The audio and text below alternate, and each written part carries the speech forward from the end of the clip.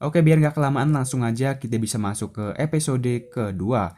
Film diperlihatkan seorang anak dengan ibunya yang telah berenang di dalam air. Mereka berada di perbatasan antara Korea Utara dan Tiongkok. Namun aksinya tersebut diketahui oleh penjaga di sana. Mereka ditembaki sampai akhirnya ibu dari anak tersebut terkena tembakan. Anak tersebut dibawa oleh tentara itu dan disuruh untuk melakukan kerja paksa. Di sana anak tersebut mendapatkan bulian dari tahanan lain, sampai anak itu marah dan membunuh menggunakan skop. Anak tersebut kemudian dipukuli oleh penjaga dan dikurung di sebuah penjara yang sempit dan gelap. Beberapa tahun kemudian terjadi pemberontakan di dalam penjara tersebut. Anak tersebut sudah tumbuh besar sampai akhirnya ia membunuh kepala sipir di sana. Dan film pun baru dimulai.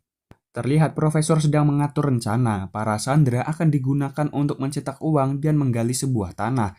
Para sandera dibuat menjadi beberapa grup agar mereka semua dapat bekerja secara bergantian. Kemudian diperlihatkan Moskow dan anaknya sedang mengawasi para sandera untuk mengebor. Moskow terlibat cekcok dengan anaknya, dan hal itu dimanfaatkan direktur untuk membuat sebuah rencana. Direktur berencana akan mengambil jam tangan pintar yang berada di kantornya, dan ia menyuruh karyawannya untuk melukai tangannya menggunakan skop. Ia kemudian melakukan aksinya tersebut.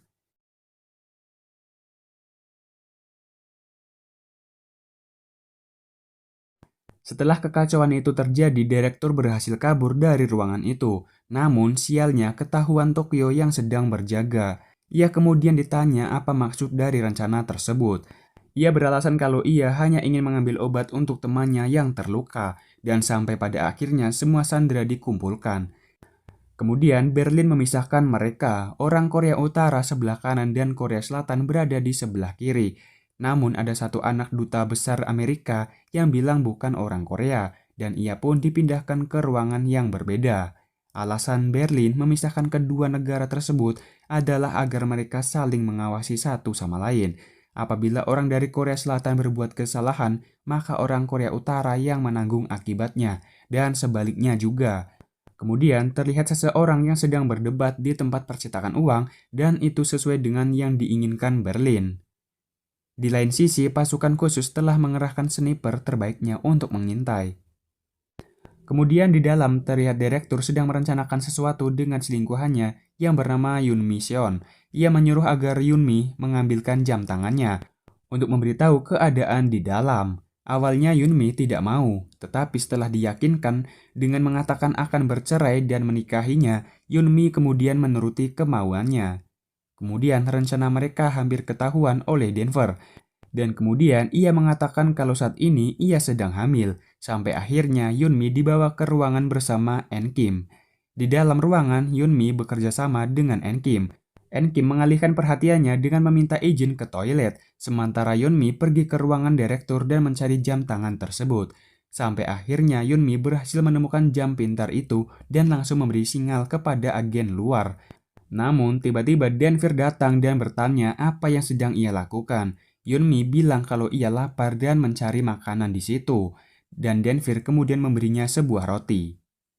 Di lain sisi, para agen yang sudah mengetahui salah satu sandera mempunyai jam pintar, ia menyuruh tim peretas untuk mengirim sebuah pesan yang nantinya digunakan untuk menyadap dan mengetahui kejadian di dalam. Kemudian scene berganti di mana Yunmi yang sudah mendapatkan jamnya, ia memberikannya kepada direktur. Di lain sisi, setelah profesor melakukan negosiasi dengan agen, profesor merasa ada yang tidak beres. Kemudian profesor menghubungi Rio dan menanyakan apa ada sesuatu. Tetapi Rio bilang kalau semuanya keadaan aman.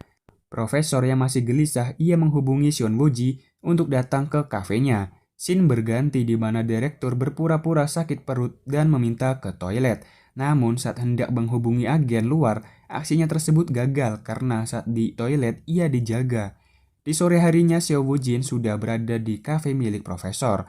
Kemudian Seo Woo-jin dihubungi agen bahwa ia akan segera melakukan peretasan jam pintar.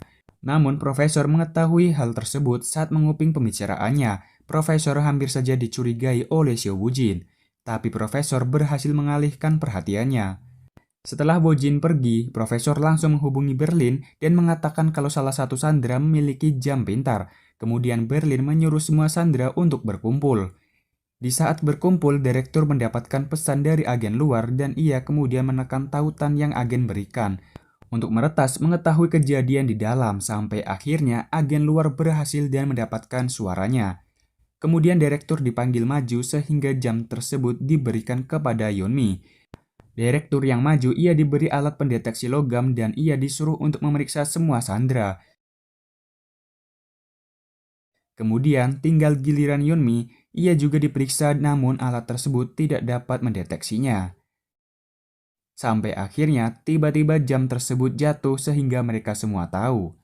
Berlin yang marah mengambil jam tersebut dan langsung menginjaknya.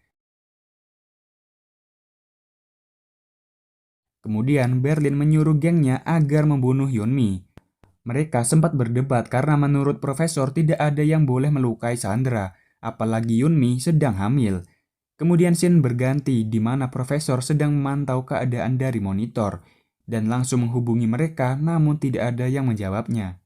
Kemudian Denver yang membawa Yeonmi ke dalam ruangan, ia menginterogasi apakah ia benar hamil atau tidak.